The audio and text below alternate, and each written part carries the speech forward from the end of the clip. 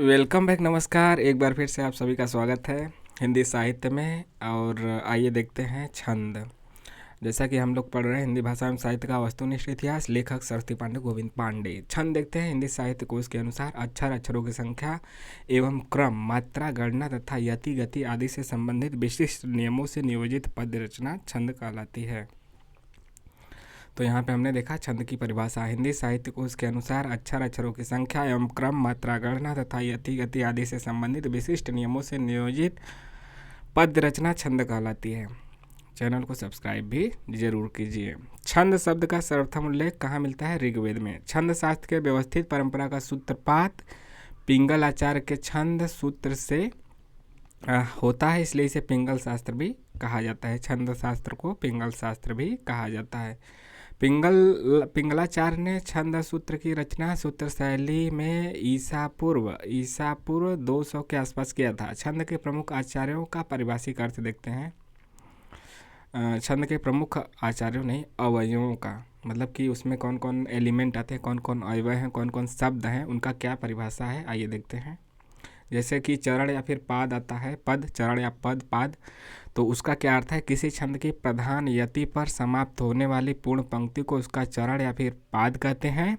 सामान्यतः छंद में 4 चरण होते हैं तथा प्रत्येक चरण में मात्राओं और वर्णों की संख्या क्रमानुसार नियोजित होती है। कभी विषम कभी सम, मतलब नियोजित होती है एक सिस्टमेटिक तरीके से।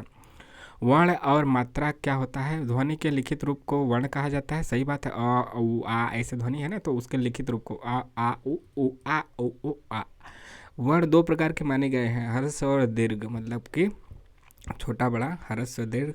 छंद शास्त्र में ह्रस्व और दीर्घ को मात्रा कहा जाता है तथा ह्रस्व के लिए लघु एवं दीर्घ के लिए गुरु शब्द का प्रयोग किया जाता है। बस इतना है। ह्रस्व 1 मात्रा यहाँ पे आएगी, लघु और 2 आएगी, इसको 2 मात्रा गुरु को गिना जाता है, दीर्घ को, उसको गुरु कहते हैं, इसको लघु कहते हैं। गण क्या है? गुरु लघु क्रम से वर्णों की व्यवस्था एवं गणना करने के लिए 3 वर्णों के स्वतंत्र समूहों की कल्पना की गई है, जिन्हें गण कहा जाता है। गणों की संख्या कितनी है? 8।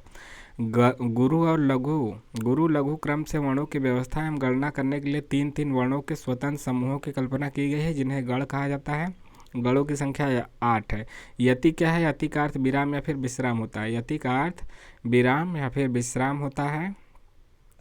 यति का अर्थ विराम या फिर विश्राम होता है, वहीं यति लगाया जाता है ना, कामा कामा कामा कामा कामा, वहाँ पे आपको रुकना होता है, फिर से पढ़ना होता है। फिर तुक क्या है? चरणांत, चरणों के अंत के वर्णों की आवृत्ति को तुक कहते हैं। अंत तुक तुक तुक है ना, आपका तुकबाजी कर रहे हैं, तुकबाजी। इतना तो समझ गए, बहुत ही ये सब आसान था। मात्रा और वर्ण के विचार से छंद 2 प्रकार के होते हैं, मात्रिक और वाणिक। प्रमुख मात्रिक छंदों को देखते हैं। मात्रिक और वाणिक छंद हैं, तो मात्रिक छंदों को देखते हैं, जिसमें दोहा, सोठा, रोला, चौपाई, बरवा, ये सब छप्पे। देखते हैं दोहा क्या है। दोहा एक अर्ध सम मात्रिक छंद है, जिसके पहले और तीसरे चरण में 13-13, दूसरे और चौथे में 11-11 मात्राएं होती हैं। मतलब पहले 13-13, पहले और तीसरे में 13-13, दूसरे और चौथे में 11-11 मात्राएं होती हैं। और सम चरणों के अंत में गुरु और लघु होता है। सम चरणों के अंत में मतलब दूसरे और चौथे में क्या होता है कि सम चरणों के अर्थ में, मतलब अर्ध सम तो है ही, तो इसमें क्या होता है कि सम चरणों के अंत में गुरु और लघु होता है, मतलब छोटा और बड़ा मात्रा। अब देखते हैं सोठा यह अर्ध सम मात्रिक छंद है, यानी कि दोनों वही है। यह दोहे का उल्टा है। सोठा क्या है? दोहे का उल्टा है। दोहे का उल्टा का मतलब पहले और तीसरे में यहाँ पे 13-13 मात्राएं थी, इसमें क्या हो जाएगा? 11-11 मात्राएं हो जाएंगी। और दूसरे चौथे में वहाँ पे 11-11 था, तो यहाँ पे 13-13 हो जाएंगी। कोई ये एक याद रखिए, दोहा को बस याद कर लीजिए कि पहले और तीसरे में 13-13, दूसरे और चौथे में 11-11 होता है। सोठा को उसका उल्टा कर दीजिएगा। रोला क्या है? रोला यह सम मात्रिक छंद है, इसके प्रत्येक चरण में 24 मात्राएं हैं। सम मात्रिक इसीलिए कि सभी चारों चरणों में क्या है? 24 मात्राएं हैं। और सब प्रत्येक चरण में 24 मात्राएं हैं। प्रत्येक चरण में 11 और 13 मात्राओं पे यति होती है। 11, 13, 24 हो गया, तो यति वहाँ पे यानी आपको रुकना है, ठहरना है। प्रत्येक चरण के अंत में 2 गुरु या फिर 2 लघु योजना रहती है।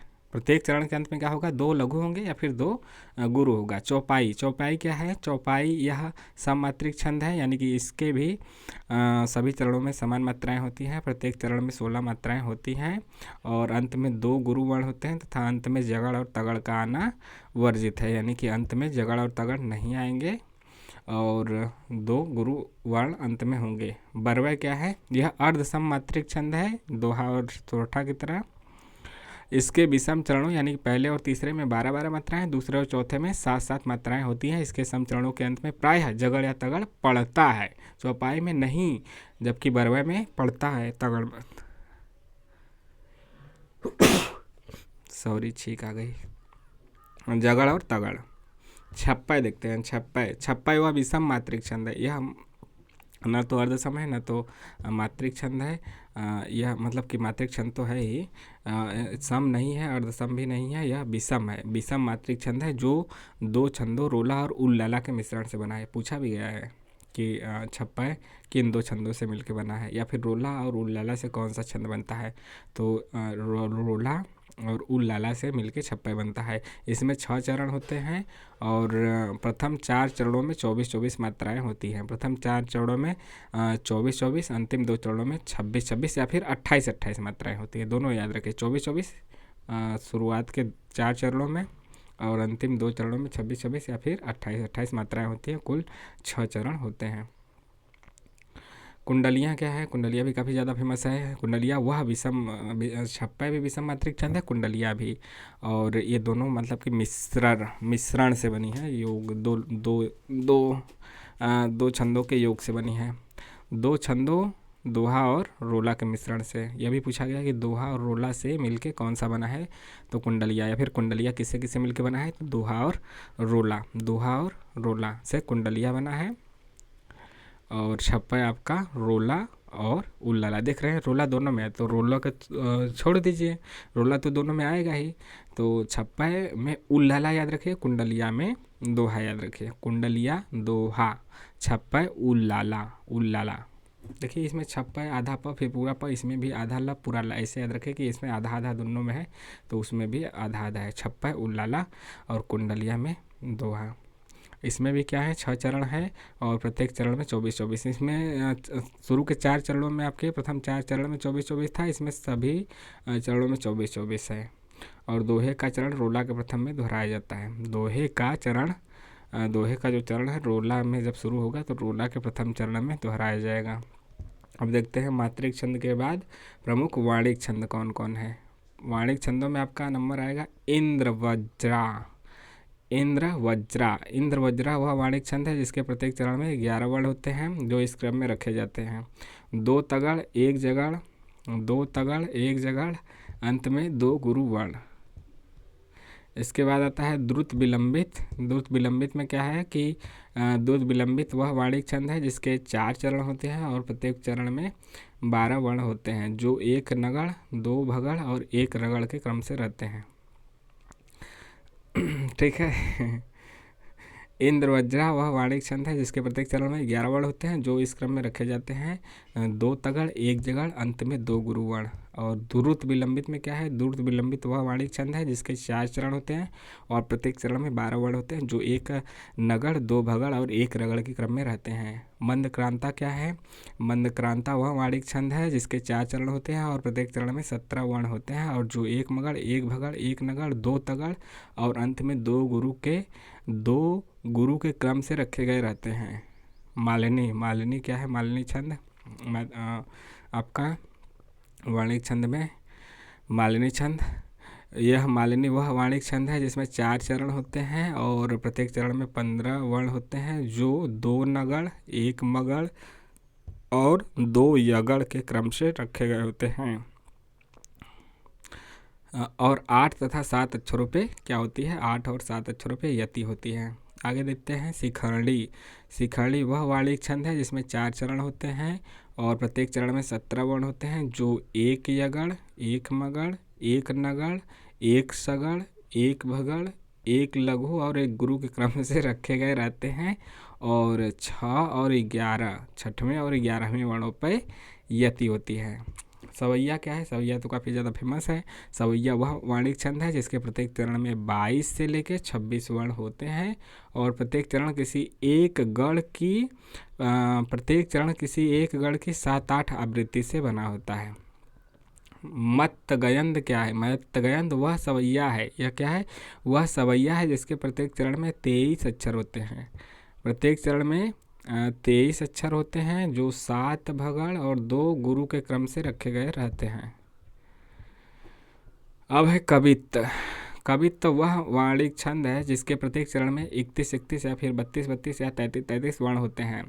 कवित्त वह वाणिज्य छंद है जिसके प्रत्येक चरण में 31, 32 या फिर 33 वर्ण होते हैं। इसमें मात्राओं के क्रम का नियंत्रण होने से गणों का विधान नहीं है, केवल वर्णों की संख्या प्रत्येक चरण में बराबर होती है। इसके 3 भेद होते हैं कवित्त के। मनहरण कवित्त, इसके प्रत्येक चरण में 31 वर्ण होते हैं। प्रथम 16 वर्णों पर यति होती है, अंत में गुरु होता है। रूप घनाक्षरी भी कवित्त का ही रूप है, मतलब भेद है। इसके प्रत्येक चरण में 32 वर्ण होते हैं, प्रत्येक 16 वर्णों पर यति होती है। 16 पे 16 दूनी 32, अंतिम वर्ण लघु होता है। देव घनाक्षरी क्या है? इसके प्रत्येक चरण 33 वर्ण होते हैं, प्रत्येक 8वें वर्ण पे विराम होता है। प्रत्येक चरण पे 33 वर्ण होते हैं प्रत्येक चरण में, प्रत्येक 8वें वर्ण पे विराम होता है। अंतिम 3 वर्ण लघु होते हैं। चरण में मात्राओं की संख्या कम से अधिक के आधार पर मात्रिक छंदों का क्रमानुसार विवरण निम्नलिखित है। चरण में मात्राओं की संख्या कम से अधिक के आधार पर मात्रिक छंदों का क्रमानुसार विवरण इस प्रकार से है। तोमार या फिर तोमर में मात्राएं 22 हैं। चौपाई में 15, चौपाई में 16। देख ले, यहाँ पे एक मात्रा चौपाई लिख गया तो एक कम भी हो गया, और चौपाई 16। इसके बाद अरिल्ल में 16 है, श्रृंगार में 16 है, बरवय में 19 है, पीयूष वर्धक में 19 है, राधिका लवनी में 22, कुंडल में 22, रोला में 24, दोहा में 24, सोरठा में 24, रूपमाला में 24, गीतिका में 26, सरसी में 27, हरिगीतिका में 28, उल्लाला में 28, वीर में 28, सार ललित पद में 29, ताटक में 30, आल्हा में 31, कुंडलिया जो कि हमने बताया था ना ये दोहा और रोला से मिलकर बना है कुंडलिया। तो इसमें मात्राओं की संख्या फिक्स तो है नहीं, जैसा ऊपर हमने पढ़ा था। और छप्पय किसके किससे मिलके बना है, यह भी याद रखें। छप्पय में भी रोला और उल्लाला है, जैसा कि हमने बताया था ना कि आधा आधा इसमें, तो छप्पय भी आधा आधा है, तो इसमें आधा आधा वाला होगा।